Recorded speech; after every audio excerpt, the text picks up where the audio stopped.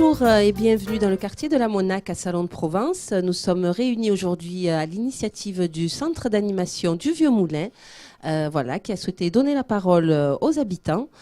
Donc on se retrouve, le plateau précédent, on était avec donc des professionnels, notamment Leslie, Yves et Jean-Luc, qui nous ont parlé un petit peu des associations, de l'association Et les Pères. Jean-Luc nous a présenté cette association. Leslie qui nous a expliqué l'engagement de la structure à justement créer cette place pour les pères et la place de Yves aussi en tant qu'éducateur sur le territoire. Et donc là, nous sommes avec des pères qui viennent donc pour témoigner justement de ces actions qui ont été mises en place. Donc j'ai le plaisir d'accueillir Karim Mamery. Bonjour Karim. Bonjour. Donc Karim, vous êtes un habitant de la Monac. Voilà. Et vous participez donc au groupe de parole de papa. Voilà, je participe au groupe de parole des papas. Je suis jardinier aussi, j'ai un jardin. Donc c'est comme ça que ça a commencé. Au jardin partagé ? Voilà. D'accord. C'est comme ça que ça a commencé. Ok, oui, les jardins partagés, on ne les a pas évoqués sur ces plateaux aujourd'hui, mais les jardins partagés du centre d'animation du Vieux-Moulin, qui ont été vraiment une source de dynamisme sur le territoire et qui ont permis d'ouvrir plein de belles portes, on va dire. C'est ça. On va passer le micro à Monsieur Lopez. Bonjour Luc. Oui, bonjour. Alors donc, moi je suis de Port-de-Bouc, donc sur une ville où il a été l'instigateur, on va dire, de ce mouvement, si on peut dire, cette création du groupe de parole des papas. Bon, le constat, on le connaît, l'historique, vous la connaissez aussi au travers de M. Folio. Non, ce que je tenais à souligner, c'est que ça a fait un petit peu des émules, notamment un salon. Et tant mieux. Et tant mieux, parce qu'il y en aura d'autres, mais j'ai rencontré aussi des gens fabuleux qui ont fait un travail tout aussi fabuleux. Ils parlaient des jardins, c'est vrai que c'est pas mal ce qu'ils ont créé et la dynamique qu'ils ont pu engendrer avec ces jardins. Mais ce qui est important pour moi, au-delà de tout ça, c'est que ce mouvement perdure. Alors, on va en parler ensemble, Luc. Je vais juste présenter Kader Alem. Bonjour. Bonjour Kader. Bonjour. Alors Kader, vous êtes salarié du centre social Mosaïque. Voilà, animateur prévention, centre social Mosaïque. Voilà, mais vous êtes aussi papa. Voilà, papa, et je suis là en tant que père. Venez témoigner en tant que père. Voilà. Merci de votre présence, Kader. Donc, à vous, Monsieur Lopez, donc parlez-moi un petit peu de ce constat. Vous me disiez le constat. Oui, on parle de la place et du rôle du père. Oui, pour moi, ce sont des grands mots. Je crois que le rôle du père a toujours été omniprésent. La différence, c'est que une période où la cellule familiale a un peu éclaté par rapport à des problèmes sociaux, mais surtout par rapport au fait que beaucoup de mamans travaillent maintenant et puis beaucoup d'hommes se retrouvent, eux, sans travail. Donc, ça a changé un petit peu la donne. La tendance est inversée. Voilà, au niveau des couples. Et donc, les papas ont pu, on va dire, justifier, entre guillemets, c'est-à-dire se présenter en tant que tel, en tant que pilier de l'éducation des enfants. Personne en charge, de l'éducation. Puisqu'avant, c'était réservé aux mamans. Et donc, ce qui est fabuleux là-dedans, c'est que ça a permis de faire rencontrer des personnes qui, au départ, ne se seraient peut-être pas rencontrées. Je parle surtout dans les cités, dans les quartiers dits plus ou moins difficiles. Et ça a permis de détendre l'atmosphère et de créer une dynamique. Mais bon, eux, c'est les jardins. Nous, à Port-de-Bouc, c'est plutôt dans une cellule plus sportive, puisque je dirige un club. Et donc, ça a permis de créer des dynamiques, tout en gardant l'essentiel, qui est le rôle du papa de nos jours. Alors, ça s'adresse plus à des gens comme Kader, qui est un papa tout nouveau, tout beau. Pas autant que moi. Non, mais parce que moi, je suis un vieux papa. Mon fils a déjà 38 ans. Je suis même grand-père. En tout cas, on a la même coupe de cheveux déjà. Donc mais parce qu'on est des mecs bien. Je t'assure. Non, et donc c'est bien. C'est bien qu'ils arrivent à se situer dans notre société. Et non seulement à se situer, mais aussi à se tenir à un rôle qu'il aurait dû. Voilà. Donc je trouve ça fabuleux. Merci Luc. On va passer le micro à Karim. Karim, moi j'ai beaucoup entendu parler de vous en préparant ce plateau. Et moi je voulais savoir qu'est-ce que ça a changé dans votre vie Ça a changé. C'est cette histoire-là de père, de groupe de parole de père. Qu'est-ce que ça a changé? Ça a changé énormément. Je commencerai déjà il y a 3 ans, où j'étais jardinier et je ne m'apercevais pas de... Moi, je m'évadais, quoi. La maison, je l'avais abandonnée. J'avais abandonné la femme, les enfants, tout. Moi, j'étais dans un autre monde. Et je ne m'apercevais pas que je commençais à perdre tout le monde, quoi. Vous éloigner Voilà, de ma tous. femme elle voulait divorcer, les enfants, à 13 ans, 14 ans, moi, dès que j'arrive à 18 ans, je me barre. Donc, la faute de qui? J'ai pas honte de le dire, la faute à moi. Parce que j'ai pas fait je me cache pas derrière le système, je travaille, non, j'assume pas, c'est tout. J'ai pas assumé. Je croyais que j'avais des anges à la maison. Oui, des anges à l'extérieur, mais pas à l'intérieur. Donc, Est-ce que c'est pas parce que peut-être c'est difficile d'être oui, un père aujourd'hui, Non, c'est pas avec tous question. les enjeux que ça implique? Non, c'est pas question d'être difficile, c'est question de... on est père, on a des enfants, on a une femme. On ne laisse pas toutes les charges à la femme. Déjà, une chose. Donc moi, pour moi, les courses, les papiers, tout était pour elle. Donc déjà, voilà le conflit avec la femme. Après, les enfants, ils voient, quand ils arrivent à 15-16 ans, ils voient que le père, il est tout le temps sur son ordi. Certes, il va au travail, mais quand il vient, il y a des pères, ils vont... moi, ma femme, elle me dit, Valérie, elle a demandé pour venir faire les devoirs. Je lui dis, ouais, mais ça, c'est pas à moi de le faire. Le micro, Karim. Voilà, ça, c'est pas à moi de le faire. Ça, c'est pas à moi de le faire. Ça, c'est pas à moi de le faire. Bah, une fois, le mouvement il était enclenché, ça y est. Donc un jour, je viens voir Leslie pour une réunion des jardins et tout, et je lui en parle. Donc elle me dit, voilà, il y a un groupe qui se met, et, pourquoi tu viendrais pas? Justement, il y avait des gens, je crois, de Miramas, des éducateurs qui étaient venus et parlaient justement sur les pères, la famille, les pères et tout. Et ça commençait à... Donc voilà le déclenchement. Oui. L'échange était, pour moi, c'est ça la réalité. Donc à partir de là, moi j'ai commencé à m'intéresser, venir. Ensuite, j'ai rencontré des gens, les autres papas, que chacun il avait.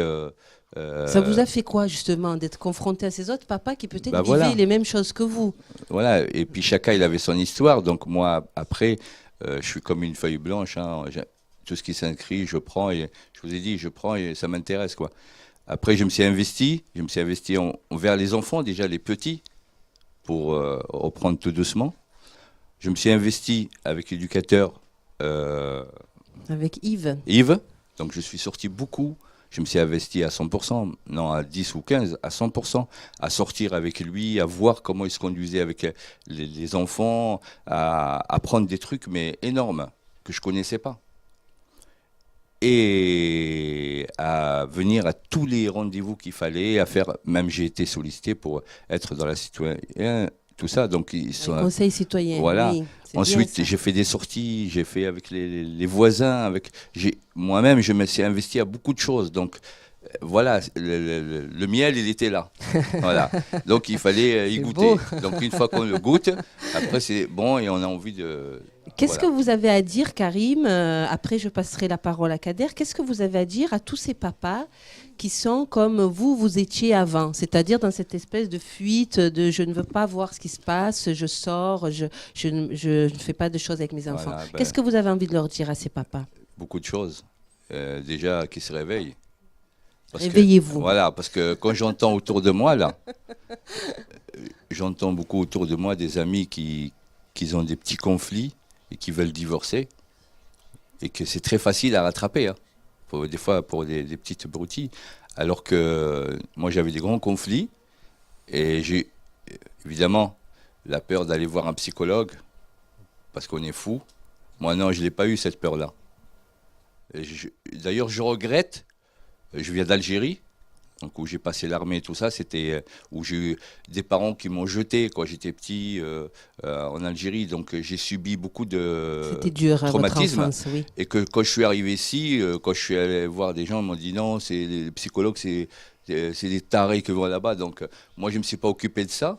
Et le jour où j'ai découvert le psychologue, donc je me suis dit, mais... J'aurais dû venir avant. Voilà. Oui. Donc maintenant, j'en Vous ai... êtes passé au-delà de vos Voilà. préjugés. Voilà, tout ce que les parents m'ont mis comme barrière, ou les gens qui m'ont mis comme barrière, aujourd'hui, ils les ont enlevés. Donc maintenant, quand on me dit quelque chose, tu vas sauter là, tu vas tomber, je dis, c'est pas grave, je tombe.